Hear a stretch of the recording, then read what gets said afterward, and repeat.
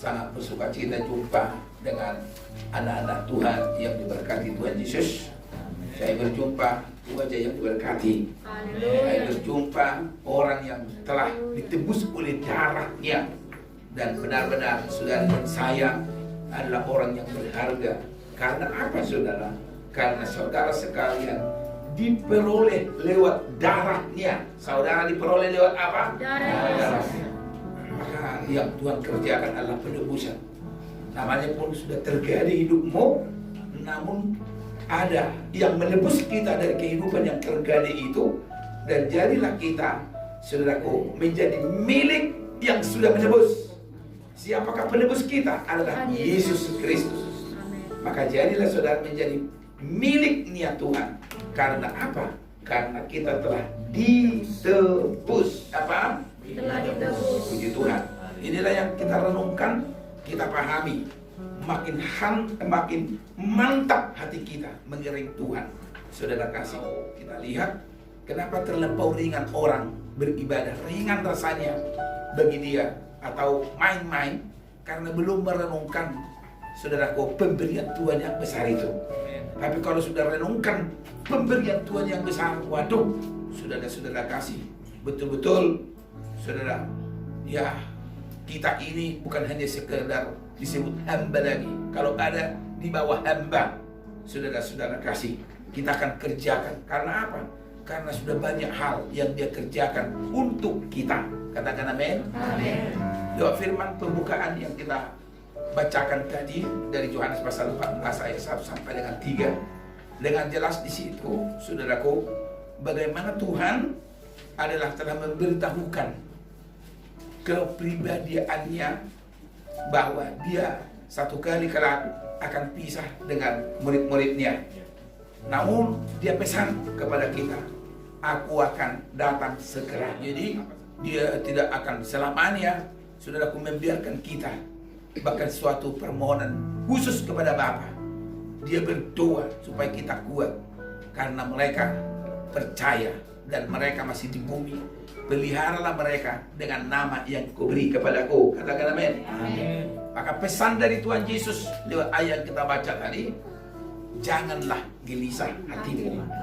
Percayalah kepada Allah, percaya juga kepada Allah. Jadi saudara dan saya diajak adalah percaya. Jadi berkat oleh karena percaya, maka ada berkat khusus, berkat ilahi yang kita terima. Jadi berkat oleh karena percaya. Biasanya, saudaraku, kalau orang dapat berkat karena kerja keras, karena mencangkul, karena bekerja. Tapi kalau berkat ilahi, lain lagi, saudaraku. Walaupun kita dapat berkat karena kerja keras, kita juga dapat berkat karena bekerja. Tapi ada satu hal, kita dapat berkat oleh karena percaya. Amin. Saudara tidak akan mendapat berkat keselamatan oleh karena mencangkul. Tetapi saudara mendapat berkat keselamatan oleh karena percaya. Itu bedanya. Kalau hal jasmani, kita harus kerja keras, kita harus ceklok, kita, saudaraku, harus mencari sana sini supaya dapat, saudara kasih. Tapi yang namanya keselamatan perkara rohani adalah apa, saudaraku? Percaya. Sehingga apa yang dia kerjakan kita percayai. Saudara kasih, puji Tuhan. Maka kebenaran firman ini membuat kita makin berkobar-kobar roh kita. Pada saat saya menyampaikan firman, pada saat saya merenungkan firman, pada saat mengimajinasikan firman, hati saya menyala, saudara kasih. Amin. Nah, saya dilalu diberkati, mendengar pun saya diberkati, menyampaikan pun saya diberkati. Bahkan juga saudara sekalian ya, dalam keadaan situasi mendengar, membacakan, merenungkan, kita diberkati. Amin. Puji Tuhan. Nah, haleluya. Maka di sore hari ini berkat tertinggi adalah kita tahu dia naik ke surga. Dia naik ke surga, telah diberitahukan kepada kita adalah dia akan datang kembali. Satu hal apa yang dia kerjakan di surga, aku menyediakan tempat bagi kamu. Dan Tuhan rindu di tempat di mana kita ada, dia ada, kita pun berada. Hebat ya, bukan ya? Di tempat di mana Tuhan ada, kita pun juga berada. Artinya Tuhan tak mau pisah dengan kehidupan kita. Dan saya yakin tempat Tuhan di mana ada itu lebih mulia daripada apa yang ada di bumi ya. Puji Tuhan. Sampai dia katakan, di rumah Bapakku banyak tempat tinggal. Saudara kasih, benar-benar kalau namanya rumah Bapa sama dengan sebenarnya tata. Dan kalau tata itu, itulah surga. Saudara kasih, ditawarkan kepada kita supaya kita ada bersama di tatanya, bersama dalam rumahnya, bersama yang kita sebut bahasa sehari-hari surga. Siapakah pemilik surga itu? Adalah Tuhan Yesus Kristus. Tuhan tawarkan kepada kita adalah supaya kita berada di sana. Puji Tuhan. Amin. Saya pun imani ini. Walaupun dunia coba menawarkan sesuatu mungkin indah menurut pemandangan kita, percayalah saudara, lebih daripada itu Tuhan telah sediakan bagi kamu. Amin saudara. Amin. Oke, tambahan dari ayat yang mau kusampaikan saudara kasih sore ini adalah juga bahwa 40 hari Tuhan menampakkan dirinya setelah kuasa kebangkitan. Hari kebangkitan dan kenaikan itu adalah suatu kebenaran yang rangkaian yang tidak terpisahkan. Tak akan mungkin dia naik sebelum bangkit.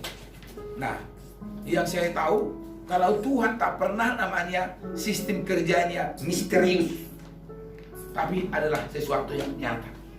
Satu hal yang harus kusampaikan kepada saudara, dia menampakkan diri. Apa saudara? Menampakkan diri. Jadi jangan dulu naik ke surga. Kalau naik ke surga adalah dia naik, makin naik dan ditutupi oleh awan dan tidak kelihatan. Dengan satu kata yang keluar, saudara, aku akan datang kembali. Namun saya mau sampaikan kepada saudara, menampakkan. Oke, kita bacakan 1 Korintus pasal 15 ayat 5 sampai dengan 8. Ya. Demikian firman Tuhan. Ya.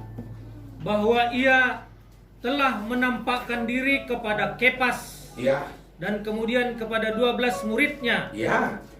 Sesudah itu ia menampakkan diri kepada lebih dari 500 saudara sekaligus. Ya, 500 orang.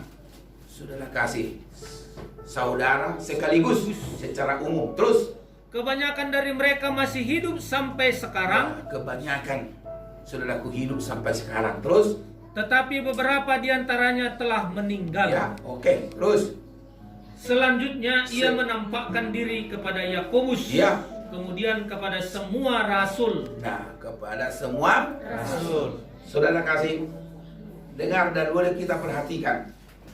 Saya sebut kinerjanya Tuhan sampai dengan yang terakhir setelah dia selesai, saudaraku, menyatakan pekerjaannya di atas segala selesai. Artinya bahwa misinya yang pertama itu menyelesaikan keselamatan itu, sehingga barang siapa percaya kepadanya akan selamat. Amin. Haleluya. Amin.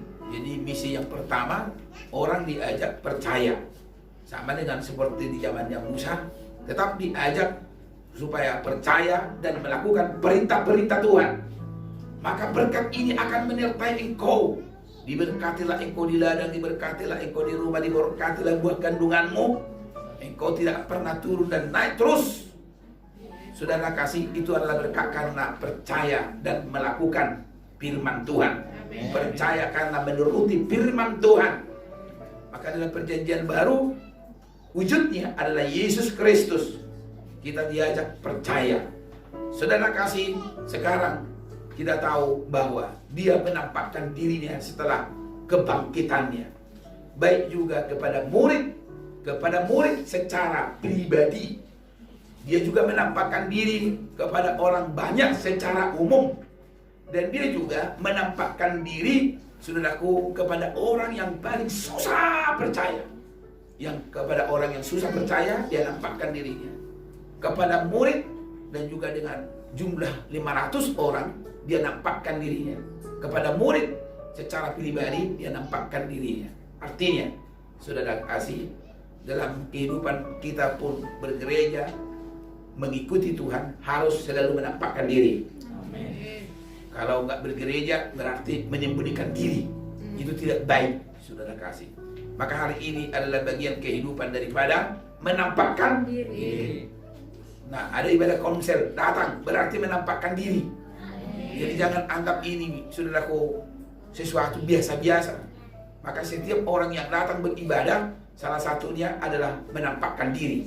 Jadi bukan menjadi jemaat yang misterius, bukan menjadi jemaat yang abal-abal, bukan menjadi jemaat biasa-biasa, tetapi orangnya adalah menampakkan diri.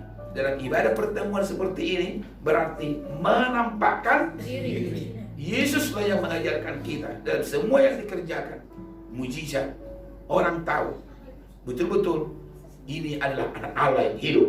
Nah, itu contohnya. Dan orang akan kagum dengan perbuatan Tuhan karena dia menampakkan kuasanya yang dari surga. Walaupun sebagian tak terima dengan bersungut-sungut, tetapi orang yang percaya dengan iman dan tentunya menerima sepenuhnya dan diberkati oleh Tuhan.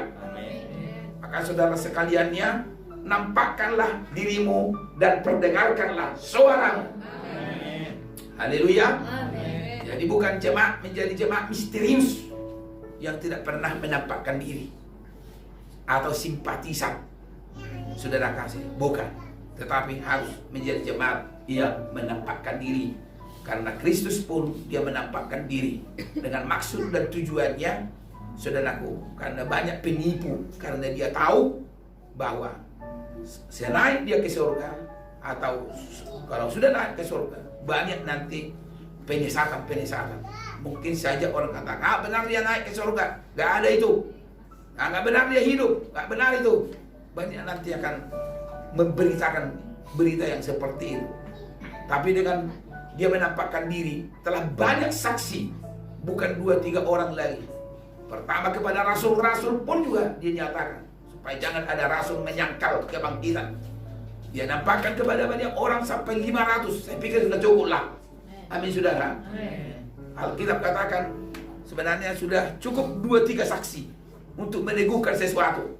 Tapi lebih daripada 2-3 saksi Tuhan buat. Nah, bahasa makerasin aja. Kita teruskan. Haleluya. Haleluya. Saudara kasih bahwa kalau 2-3 saksi sebenarnya sudah sah kan? Tapi lebih daripada itu Tuhan kerjakan, supaya jangan ada perkara ke belakang. Nanti karena tahu bahwa datang nanti yang menyamar, yang datang nanti, saudaraku, kesaksian-kesaksian palsu. Tapi sudah cukup, karena disebut ada yang sudah mati dan ada yang masih hidup sampai sekarang ini. Siapakah yang masih hidup sampai sekarang ini? Saudara dan saya. Amin. Dan memang sudah banyak orang yang mati, yang menyaksikan kebangkitan Kristus, tapi masih hidup sampai sekarang. Siapa itu, saudara? Kita. Ya, manusiamu. Siapa itu, saudara? Kita. Maka kenapa sampai kesaksian itu mendunia, saudaraku? Ya karena kita ada. Kitalah di perawang ini menjadi saksi kuasa kebangkitan itu. Amin. Kitalah menjadi saksi dibuat Tuhan. Makanya roh kita berkobar-kobar, berani kita, dan berkata kepada semua orang, Yesus adalah yang sudah mati dan bangkit bagi kami. Yesus adalah sudah hidup. Haleluya. Amin. Nah, Yesus Kristus yang sudah mati dan bangkit dan hidup naik ke surga. Siapakah yang menyaksikan itu sampai sekarang? Adalah saudara dan saya. Amin. Maka Tuhan katakan tadi, saudaraku, dari antara 500 orang sekaligus dan banyak saudara, ada yang hidup sampai sekarang, ada juga yang sudah mati, meninggal. Jadi siapa yang meninggal itu? Ya saudara-saudara kita yang sudah duluan pergi, dan mereka juga bersaksi, saudaraku, bahwa Yesus yang sudah mati dan bangkit itu. Sampai hari ini pun kita, selagi kita masih Tuhan berikan napas hidup, bersaksilah bahwa Dia yang sudah mati dan bangkit bagi kita. Jadi saudara, kalau kita berkata Yesus yang telah mati dan bangkit, aku percaya, sebenarnya setan gemetar. Amin. Mendengarkan itu, setan apa? Gemetar. Orang yang anti Tuhan pun juga gemetar kalau engkau katakan apa, saudaraku? Yesus adalah juru selamatku yang telah mati dan bangkit bagi aku. Haleluya. Amin. Jadi pasti, saudaraku, roh-roh kuasa kegelapan pun gemetar. Benar ini saudara. Kiranya saudara sempurna menyaksikan ini. Haleluya. Amin. Saudaraku, lebih dalam dan kita lihat berkat oleh karena menampakkan diri. Satu hal yang saya sampaikan kepada saudara sekalian ya, memang tidak mulus perjalanan untuk namanya percaya. Selalu ada juga yang namanya keras kepala, saudaraku, nah, keras hati, kepala batu, nah apalagi saudara, nah si jugul, macam-macam saudara. Tapi lihatlah, sampai Tuhan menunjukkan kepada dia tangan yang berlobang paku. Itulah Thomas. Saudara kasih, di sini saya melihat Tuhan tak mau sebenarnya Thomas itu hilang. Tuhan tak mau dia kehilangan berkat. Bagaimanapun dia tidak akan diberkati kalau tidak percaya. Jalan untuk diberkati harus percaya. Maka saudara dan saya percaya dengan sungguh-sungguh. Katakan amin. Amin. Jadi percaya yang sungguh-sungguh ini, tentunya kita tidak lagi percaya kepada tahyul. Kita tidak percaya lagi saudaraku kepada garis-garis tangan. Kita tidak percaya lagi saudaraku kepada ya bintang-bintang yang namanya wah bintang Gemini, bintang ini dan lain sebagainya. Nah, kita tidak lagi percaya dengan saudaraku, wah ini hari baik, ini hari tuli, ini hari kutuk, ini hari enggak percaya lagi seperti itu. Jadi kita bertentangan dengan hati kita kalau mau macam-macam. Saudaraku, kita lihat orang, ya kan? Sedangkan tukang urut pun kadang-kadang juga saya kasih tujuh. Nah, dengan apa saudaraku? Nah, aku diurut, dia keluar angin. Nah, jangan kau buat seperti itu, aku bilang tak benarin. Ngurut-ngurutlah dengan baik-baik. Nah, nggak mungkin saya yang masuk angin, kau yang mengeluarkan. Saudara, benar ini ya. Jadi saya nggak percaya dengan itu. Aduh, sakit di pinggangku katanya kan. Kenapa sakit? Ya karena pinggang bapak itu jadi transfer sama aku, nggak benar. Urutlah dengan baik sampai kuluruskan terus. Saya tidak mau dengan itu, nanti diarahkan pula aku kan. Nah, diarahkan pula tanpa kita sadari kita sudah disesatkan. Aduh, di sini bapak sakit. Oh enggak ada sakit di situ. Aku bilangnya aku sangkal dia. Nah, ku bayar pak, ku bayar. Kalau orang bayar 50, ku bayar 100, enggak kalah kurang ku bilang. Pokoknya yang lurus-lurus ya. Nah, itu benar saudara. Jadi saudara, jangan mau dibengkokkan dalam hal itu ya. Ini sudah berhadapan dengan saya nih. Nah, makanya saudara jangan dibengkokkan. Baik pun siapa yang coba-coba mengarahkan. Makanya kita di sini dalam namanya radikal itu menurut firman. Amin saudara. Bukan radikal untuk merusak, bukan radikal merusak orang gitu, bukan. Radikal kepada kebenaran Tuhan. Fanatik kepada kebenaran Tuhan. Saudara, puji Tuhan. Nah, saudara kasih, namanya Thomas ini, dia didatangi oleh Tuhan dengan tangan yang berlubang paku. Maunya kalau Tuhan memberkati kita, menjamah kita, janganlah yang berlubang paku ini. Kalau Tuhan datang dengan berlubang paku ini kepada si jugul, Tuhan datang kepada orang yang si jugul dengan saudaraku yang sudah percaya dengan apa? Dengan tangan yang berlubang paku. Namanya pun tangan. Tangannya terbuka. Haleluya. Tangan Tuhan tidak kurang panjang menolong kita. Karena dasarnya kita percaya. Jadi bukan datang saudaraku Tuhan menunjukkan saudaraku tangan yang berlubang. Selalu Tuhan mau ingin bukti saya adalah Tuhan. Sampai seperti itu saudara. Kan Tuhan mau buktikan kan? Inilah. Nah, tentunya oleh karena dosa, oleh karena manusia berdosa, terjadilah tangan yang berlubang paku. Harus itulah saudaraku sebagai tanda bukti. Sampai itulah yang membuktikan dia tunduk. Saudara kasih. Jadi sudah keterlaluan. Janganlah iman kita seperti itu. Karena itulah Tuhan katakan, saudara kasih, nah berbahagialah orang yang tidak melihat namun percaya.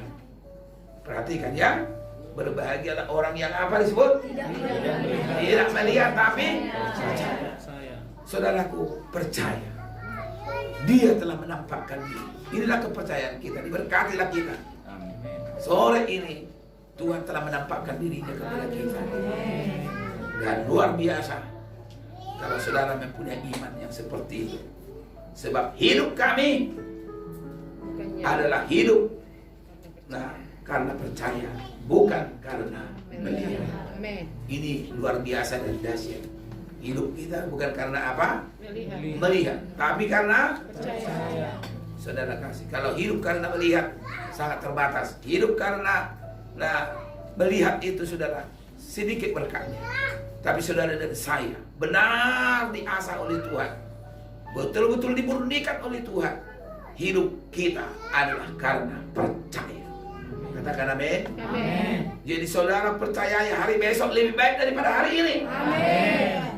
Saudara kasih, maka roh kita berkobar-kobar, semangat kita semangat sejati dan tidak tergoyahkan sedikit pun, karena engkau terus adalah menyala imanmu, karena engkau tetap percaya dan percaya. Haleluya.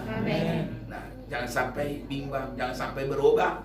Dasar keyakinan kita ini hangolongan, jangan berubah. Tetap, amin saudara.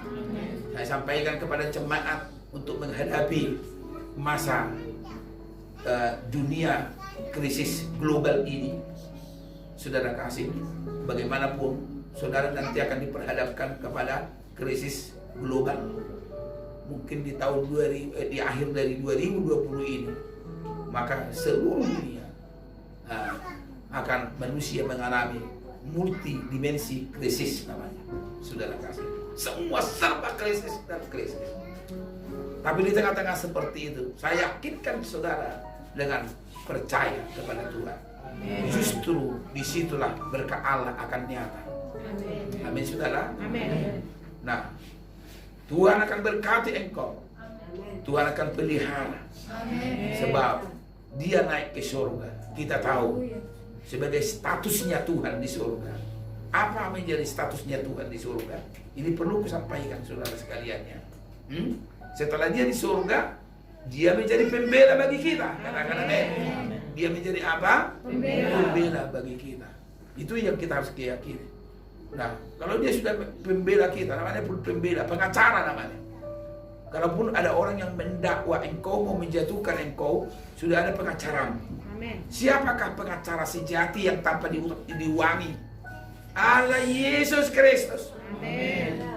Itulah pengacara kita. Dia sangat keberatan kalau ada orang yang mengganggu dirimu. Dia sangat keberatan kalau ingin merusak karirmu.